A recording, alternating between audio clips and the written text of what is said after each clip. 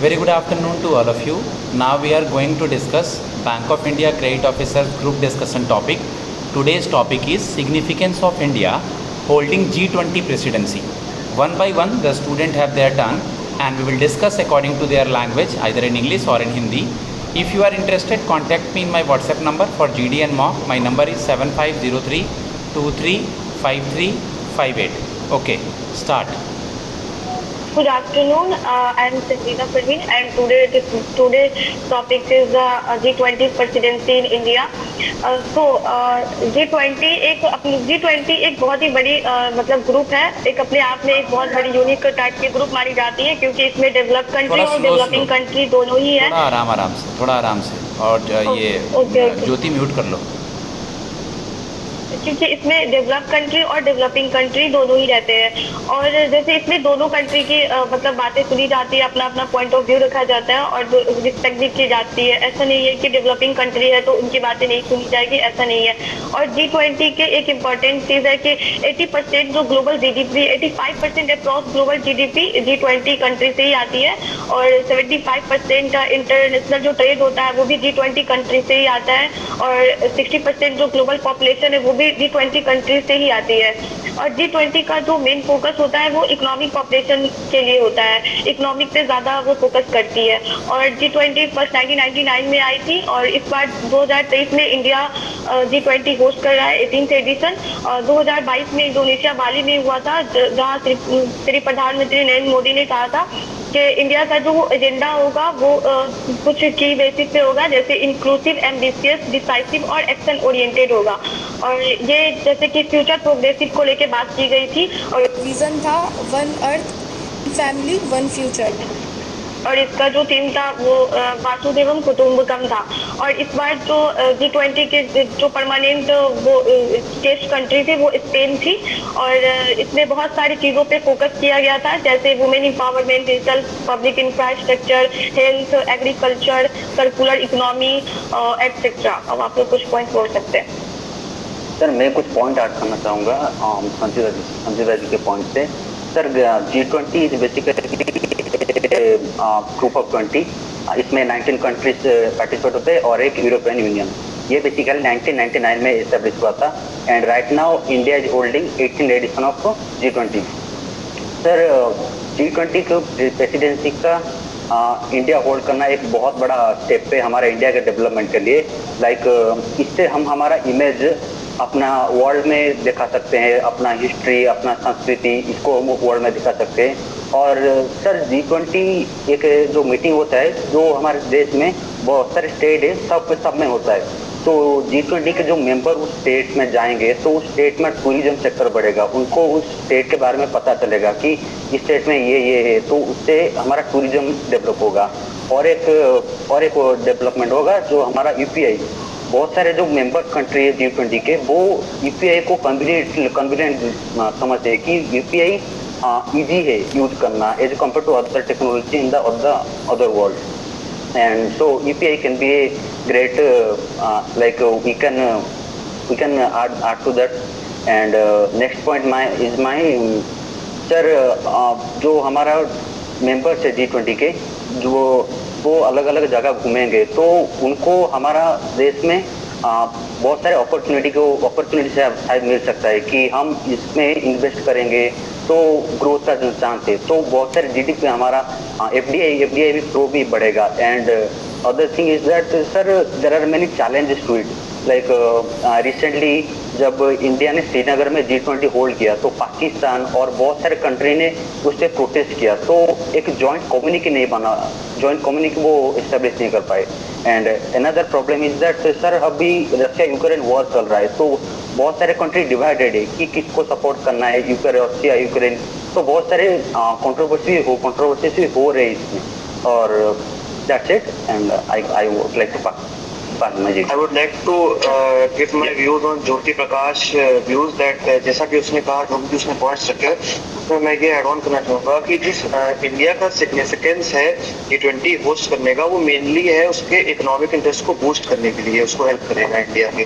क्योंकि जैसा ज़्यादा ग्रेटर एक्सेस टू मार्केट होगा, क्योंकि सारे कंट्रीज और यूरोपियन यूनियन कंट्री में आएंगे, तो टूरिज्म सेक्टर अलग अलग स्टेट्स में हो जाएंगे, तो उसमें टूरिज्म सेक्टर के साथ साथ जो एक उनको यहाँ पर इन्वेस्टमेंट करने का मौका मतलब उनको दिखेगा कि यहाँ पे कितनी बड़ी मार्केट है इंडिया, कितनी इसकी पॉपुलेशन है, कितनी यहाँ पे जगह है, तो वो फैक्ट्री सेटअप कर सकते हैं। जैसा कि उसने कहा FDI आएगा, इससे हमारी इकोनॉमी को बूस्ट मिलेगा और इसी की वजह से हम मोर फेवरेबल ट्रेड और इन्वेस्टमेंट एग्रीमेंट्स भी कर सकते हैं, जैसे कि नॉस्ट्रो और वॉस्ट्रो अकाउंट्स के थ्रू ट्रेड इन रुपी और UPI मैकेनिज्म को अडॉप्ट करना भी है, जिसका एक पॉइंट। एंड सेकेंडली जो उसने मेंशन किया कि जैसा कि श्रीनगर वाला पॉइंट मेंशन किया, तो हमारी एक मीटिंग वहाँ पे कश्मीर में भी हुई थी, डल झील में भी एक मीटिंग हुई थी, जो कि एक हमारे पाकिस्तान को एक वो था कि कश्मीर एक इंटीग्रल पार्ट है इंडिया का और वो उसका ही रहेगा और पूरा हक उसी का है इंडिया का इस पे। तो ये एक और वो सक्सेसफुली क्या कहते हैं होस्ट भी कराई गई मीटिंग, कोई अटैक कोई बॉम्ब ब्लास्ट नहीं हुआ, जिसकी वजह से ये भी एक मैसेज जाता है कि अब कश्मीर और कश्मीर के लोग भी इंडिया की तरफ ही इंक्लाइंड हैं और उनको पाकिस्तान से कोई मतलब लेना देना नहीं है। तो मैं इतना ही कहना चाहूँगा। Yeah, according to India's presidency, there is G20 presidency. There is a 3 times cultural meeting will be hosted by India for promoting tourism itself. And according to the theme of India's G20 presidency, Vasudhaiva Kutumbakam, which means the world is one family. Yeah, India is planned to promote the inclusive growth and the sustainable growth for all over the countries which has participated under G20. And major aim of India is to promote climate change, focus on climate change and improve the renewable energy, try to reduce the carbon footprint inside the country and to promote the tourism sector, and are the major benefits to aim of India to promote in G20 countries. And of course, Asian Development Bank is a trading partner for India to promote these kind of movements. Yeah. Okay Vishesh, सब शांत क्यों हैं? Yes sir, sir मेरे को लगा नहीं कि उनका होगा। एनीवे सर, मैं इस जीडी को थोड़ा सा एक अलग डायरेक्शन में ले जाना चाहूँगा। Try to speak in English.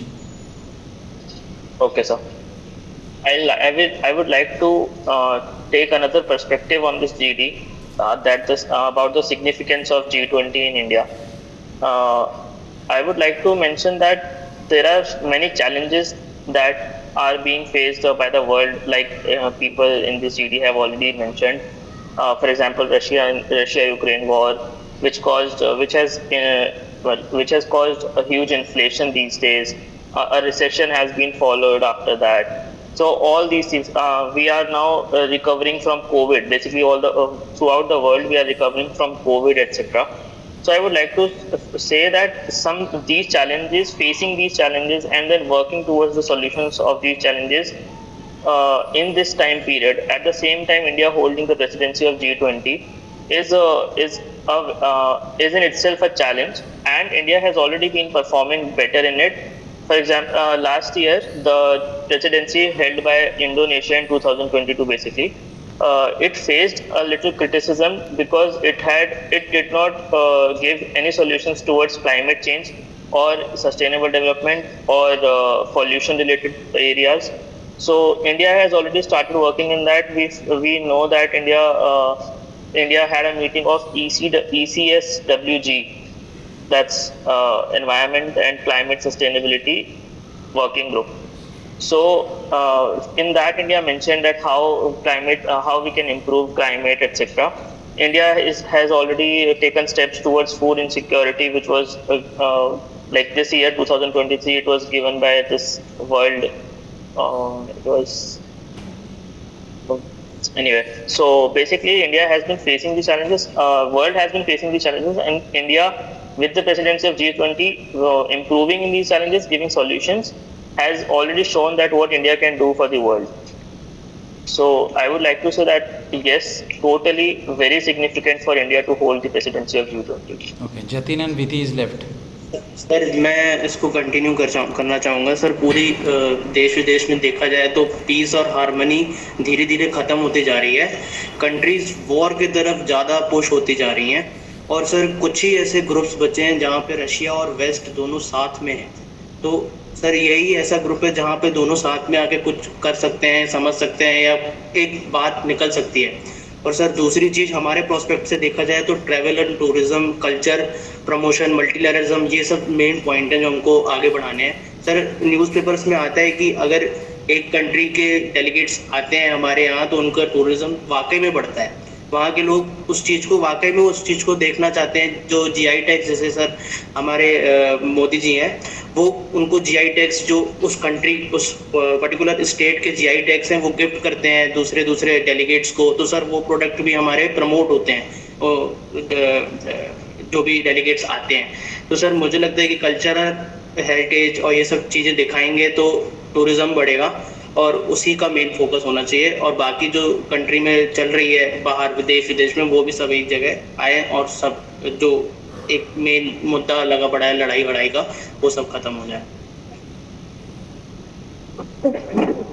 जैसा कि सर सबने बोला है सर, G20 सर बेसिकली ये हमारे लिए बहुत बड़ी अपॉर्चुनिटी है सर। इससे हमारी इकोनॉमी भी बूस्ट होगी सर। हमें as a country other countries जो डेवलप हैं, जो डेवलपिंग है, उनके सामने एक लीडर के तौर पर प्रेजेंट होने का मौका मिला है सर। ये बहुत अच्छी अपॉर्चुनिटी है सर।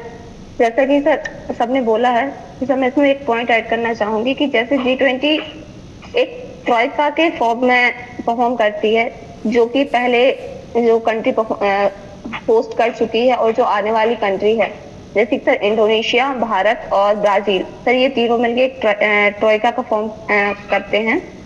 और सर इसके सर काफ़ी सारे मुद्दे हैं सर। जो इंडिया की टॉप 75 कॉलेजेस यूनिवर्सिटीज़ हैं सर, उनको एक साथ लाना सर, उनको जोड़ने की मुहिम है सर। और सर इससे सर कोविड-19 के कारण सर जो छोटे जो देश हैं सर, उनके ऊपर जो कर्ज संकट वगैरह आए हैं सर, फाइनेंशियल इश्यूज वगैरह आए हैं सर, उनके साथ भी डील करना है sir. That's it, sir. Okay, who want to Sir, मैं conclude? Yes, according to India's presidency. Okay, Hari. Actually, yes, sir. Yeah, according to India's presidency, they are not only focusing on in development itself, but also they constitute a new working group to tackle the climate change and disaster and the risk reliance also. They are providing some help reliance amount for the countries which are facing the disasters. And of course, they are trying to tackle the counter-terrorism actions to reduce the terrorism in all over the world. And this is also kind of actions on the side of India because of their G20 presidency. Sir जैसे कि हम अगले सितंबर में हमारा G20 का prime minister meeting होगा India में, तो बहुत सारे कंट्री के प्राइम मिनिस्टर प्रेसिडेंट इंडिया में आएंगे। तो इंडिया के पास एक चांस है कि उनसे बात करने का कि हम जो हमारा इंपोर्ट कैसे बढ़ाए, और बहुत सारे जो डील होते हैं डिफेंस हम स्ट्रॉन्ग कर सकते हैं इसके जरिए, और इंपोर्ट एक्सपोर्ट वो भी बढ़ा सकते हैं। And that's a chance that India have, and I know that India will grab that. Okay, it's enough. Anybody want to say anything? If you guys allow, I would like to conclude this GB. Sir Vishal भाई कुछ नहीं बोले। विशाल out of town है, कहीं बाहर है वो। Yes, wishes conclude. Yes, sir. So as we discussed, I would like to conclude this GD that yes, India's presidency of G20 this year is very significant for India and as well as the world. We have already discussed about how India has been improving and giving solutions to world problems. That is showing how India can become a very good leader, is already leading in different aspects in the world. And all these things along with conferences like C20, like Civil 20, engaging with different people, diplomats all around the world, which will help India in tourism and as well as in promoting our own culture and history. So all these things concludingly tell us that yes, the presidency of G20 in India is really significant for India as well as the world itself. Okay, very good. Now we will going to discuss about the little bit feedbacks and all, and this is enough for this topic. Now if you are interested, just watch that video and take help from me. Okay, take enrollment through my WhatsApp number 7503235358. Within 4 to 5 days the interview date will announce soon. Thanks.